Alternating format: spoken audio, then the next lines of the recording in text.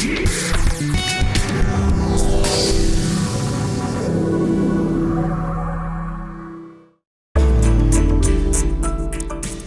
I'm Andy Fenner. I'm the owner of Fenner Meat Merchants. We're hanging out at the Spear Secret Festival. Fenner is a little bit different to a lot of butcheries because we only do ethically reared meat, sourcing meat from small kind of independent farms. All our beef is grass-fed. There's no feedlot meat. There's no animals that are pumped full of growth hormones or additives. I've just done a very short and sweet talk about my meat manifesto on why I want people to change the way they see meat. It's really just to get people to stop just putting stuff in their mouth and in their body without thinking about what happened before it arrived on that plate. So whether you're eating bacon in the morning or just throwing something on your pizza, you should be asking a lot of questions about it. Where did I buy that meat? Where did it come from? Beef is cow, pork is pig. Okay, we can't just look at meat as being the end product. You've got to make that connection, and you've got to ask yourselves how the animal was treated. Were they treated with respect? These are really questions that you should be asking yourselves. The third point about thinking hard about the way you prepare your meat.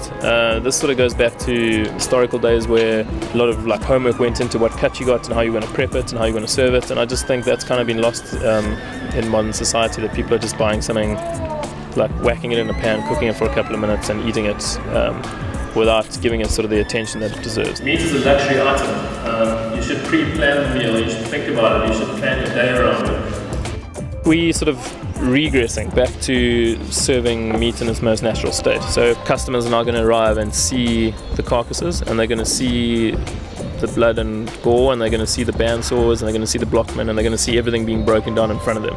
If I can roast the leg of pork and keep its trotter on, I'll always do that. And if I can take that to the table and serve it like that in its natural state or as close to it as possible, I will always do that. And I think that's design in itself, by doing less frilly stuff to the meat.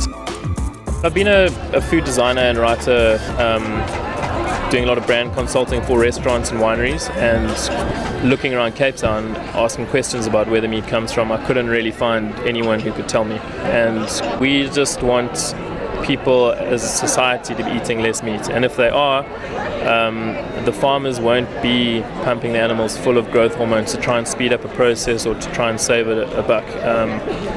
So we are hoping we can slowly sort of warm people into that thing that rather eat better quality meat but just eat less meat.